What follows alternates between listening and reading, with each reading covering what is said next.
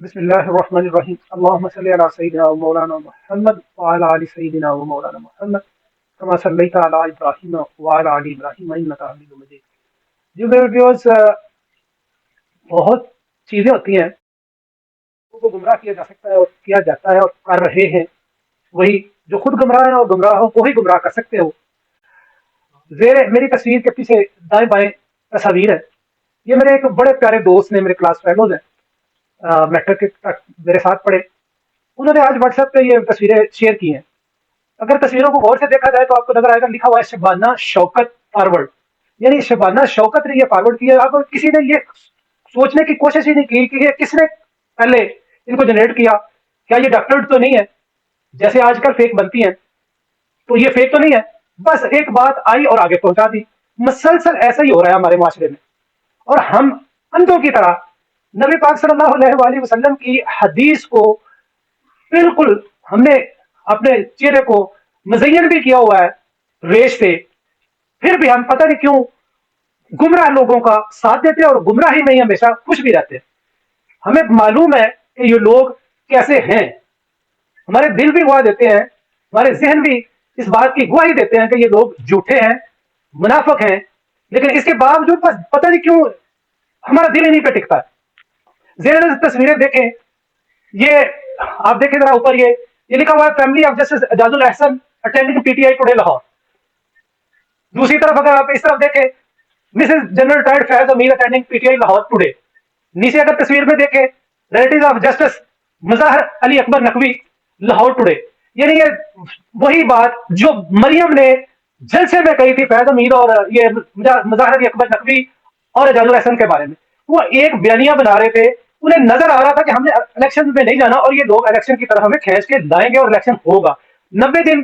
मैंने आपको पहले भी बताया था कि ये वही लोग हैं जो प्रोग्राम्स में आके कहते थे मरियम नवाज, मरियम औरंगजेब, एहसन इकबाल, मुसद्दक मलक, राना सनाउल्लाह, ये सारे लोग कहते थे कि जी ये दो असम्बलियां इनके पास है, केपी के और पंजाब की, ये तहलील करवा रहा है, जनरल इलेक्शन की तरफ चले जाते हैं। लतीफ खोसा भी थे उसमें, फैसल कुंडी भी थे उस क्लिप में, आप देख सकते हैं। तो अब वो तो ये हार चुके बयानिए से क्योंकि उन्होंने असेंबलियां तहलील कर दी और इलेक्शन की तरफ जाना था, लेकिन ये इलेक्शन की तरफ गए नहीं। अब ये रोज अपना बयानिया बदलते रहते हैं रोज। तो अब इन्होंने अदलिया पर हमला करना था, उसके लिए उन्होंने अदलिया को निशाने पर रखा। जस्टिस एजाजुल हसन और मुजहर अली अकबर नकवी जिन्होंने लाहौर सीसीयू के केस सुनते हुए कहा कि अब लाहौर हाईकोर्ट में केस चल रहा था इस पे इलेक्शन पे, तो उन्होंने एक रिमार्क्स दिया और सुप्रीम कोर्ट के चीफ जस्टिस से इस्तदा की कि सोमोटो ले। क्योंकि इन दोनों ने कहा था इसलिए इनके खिलाफ मरियम नवाज मैदान में आ गई और उनको हिट करना शुरू कर दिया। ये वही लोग हैं जो जेबा चौधरी पर इमरान खान के बयान पे तो बबेला करते हैं, लेकिन खुद ये जिसको चाहे जो मर्जी करे और फिर दूसरे पाकिस्तान बन जाती है। इसे फिर दूसरे पाकिस्तान शहबाज शरीफ कहता है। तो मेरे दोस्तों, क्या फर्क पड़ता है, क्या मजाक है इन तस्वीर में? अगर कोई, क्या ये पाकिस्तानी नहीं है? क्या इमरान खान पाकिस्तानी लीडर नहीं है? तो अगर उसके जलसे में ये लोग चले भी जाते हैं, पहले नंबर पर तो ये चेक कर ले कि ये डॉक्टर तो नहीं है, ये तस्वीर बनाई तो नहीं गई हुई।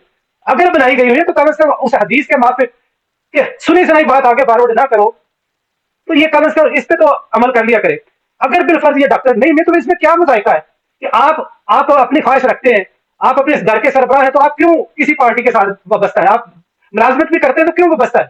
तो इसी तरह अगर ये लोग किसी पार्टी में चले जाते हैं तो ये पाकिस्तानी है, पाकिस्तानी का हर एक का हक है कि वो जिस पार्टी से मर्जी, जिसको वो पसंद करे उसके जलसों में जाए, जिस पार्टी को चुने उसके साथ उसका साथ दे, जिसको बेहतर समझे उसका साथ दे। तो इसमें मुजायका क्या है? आगे चल के मौजूदा हुकूमत की बदनीति का आलम यह है कि इन्हें चूंकि पता है कि अदालत इलेक्शन करवा देगी, ये इलेक्शन से भाग रहे हैं, मुसलसल भाग रहे हैं और अब नजर आ रहा है कि इलेक्शन होंगे ही होंगे। तो इन्होंने आज किया क्या? पहले तो वजीर आजम असेंबली में गया और वहां बड़ी चीखो पुकार इसकी सुनाई दी। फिर उसने कबीना का इजलास बुलाया, 2 दफा इजलास हुआ, एक पहले हुआ फिर दोबारा इफ्तारी के बाद दोबारा इजलास हुआ कबीना का। उसमें फिर अदालती इस्लाहात कर दी गई, जिसमें क्या पहले नंबर पर क्या किया कि आज खुद नोटिस जो चीफ जस्टिस का जुरिडिक्शन थी वो उससे छीन कर सीनियर 3 जजेस को दे दिए गए वो। और उसके साथ साथ एक और भी काम कर दिया, बड़ी बरीक वारदात डाली कि इन्होंने कह दिया कि एक कमेटी होगी जो देखेगी कि कोई भी पिटीशन जो आती है वो उसमें ह्यूमन राइट्स का है भी, जिक्र भी है कि नहीं है। तो इस तरीके से इन्होंने वारदातें शुरू कर दी, आज ही सारा कुछ कर दिया। यानी कि इनकी नीयत देखें, ये कहते हैं हम इस्लाहात चाहते हैं, ये इनकी इस्लाहात का तरीका देखें। पहले हिट करते रहे जुडिशरी को, आला जुडिशरी को। अब जब देखा कि आला जुडिशरी तो तय कर चुकी है कि जो आइन के मुताबिक है और आइन को हमने मुकद्दम रखना है, तो अब इन्होंने क्या किया, फौरी तौर पर पहले असेंबली का इजलास बनाया, वहां तकारीर की और जो कर सकते थे किया, फिर कबीना में बिल पास किया। वो बिल क्या है वो मैं आपके सामने रखता हूँ। ये वजीर कानून सेंटर आजम नजीर तारड़ ने असेंबली में पेश किया। ये जो अदालती इस्लाहात है क्या है, आज खुद नोटिस लेने का इख्तियार खत्म करने का फैसला कर लिया।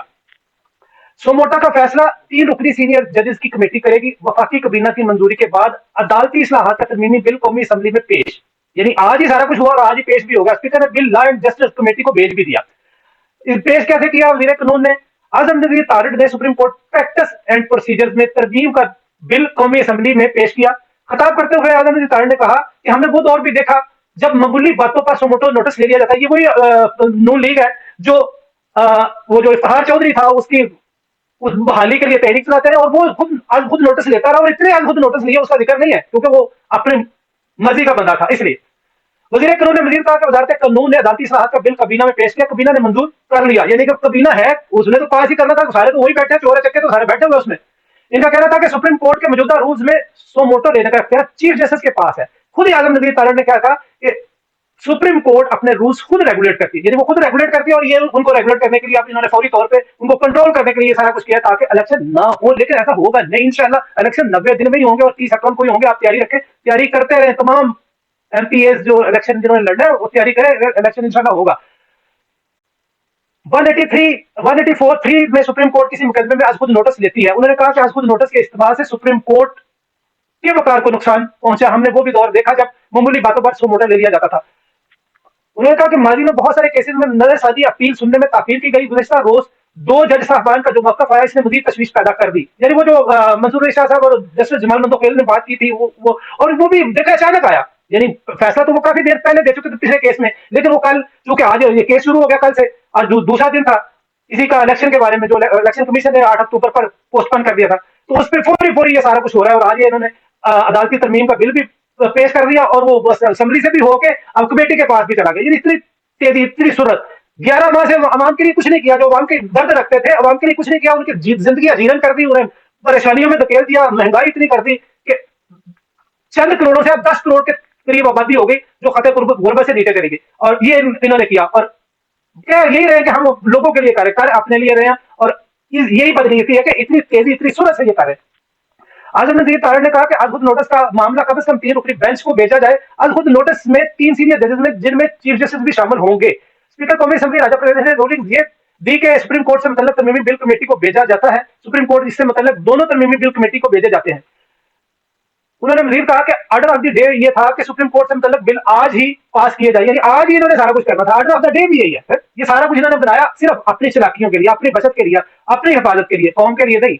कौम जाए जहन्नम में इनके नजदीक, ये सिर्फ अपने लिए, क्योंकि इन्हें मौत नजर आती है, इलेक्शन इन्हें मौत नजर आती है। चीफ जस्टिस साहब ने कहा ना कि जहां 10 अरब रुपया लैपटॉप स्कीम के लिए निकाला गया, वहां 20 अरब इलेक्शन के लिए जो कि मुल्क के लिए अशद जरूरी है वो उसके लिए नहीं निकल सकता था। फिर आटे के लिए, फिर वो तरक्याती फंड, डेवलपमेंट फंड जो 80 अरब के या 90 अरब के लिए वो निकल सकते थे। तो अगर 170 अरब रुपया उन्होंने IMF ने कहा उसके लिए टैक्सेस लगाए जा सकते, तो 20 अरब इकट्ठा करने के लिए, और किए तो होंगे इन्होंने ज्यादा, लेकिन देने नहीं, क्योंकि मकसद ये नहीं है कि मकसद सिर्फ यह है कि इलेक्शन करवाने नहीं है। उन्हें नजर आता है, मौत नजर आती है तमाम पीडीएम की जमातों को कि इलेक्शन में तो सिर्फ और सिर्फ ना सिर्फ पीडीएम की जमातों को बल्कि उसके सहूलतकारों को, जो लोकल हो या इंटरनेशनल हो, सबको पता है कि क्लियर मेजॉरिटी से, 2/3 मेजॉरिटी से भी अब तो आगे बात नजर आती है। तमाम धांधली के बावजूद नजर आता है शायद वो स्वीप ही कर दे, और स्वीपिंग करने के बाद फिर क्या होगा इनको नजर आता है।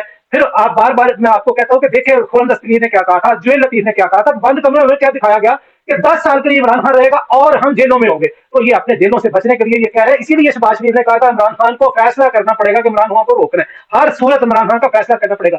ये वो कर रहे हैं, और हो चुके अब फिर अदालतों के जरिए जब फैसला आ जाएगा कि इलेक्शन कराने का, और उनके रिमार्क से नजर आ रहा है, उन्होंने कहा दिया कि हमारी तनहाई काट लें लेकिन इलेक्शन तो आइन को तो बचाना है, इलेक्शन तो 90 दिन में होना है, तो उसके लिए ये सारा। तो स्पीकर कौमी असेंबली ने ये भी कहा कि लॉ एंड जस्टिस कमेटी से दरखास्त है कि ये रिपोर्ट जल्द अज जल्द बाद में पेश करे। आइन के आर्टिकल 184(3) के गलत इस्तेमाल पे बात होती रही है, यानी जब खुद जरूरत हो तो इसी को इस्तेमाल करना। अब चूंकि लोगों के हकूक की बात हो रही है, आइन वायलेट चूंकि ये कर रहे हैं, जो आइन के लेते हैं कि हमने आइन बनाया 73 में, अब चूंकि उसी को वायलेट करना है, लोगों को पता भी ना चले, तो अब 184(3) का गलत इस्तेमाल हो रहा है। वाकई गलत, जुडिशरी में इस्तेमाल होनी चाहिए।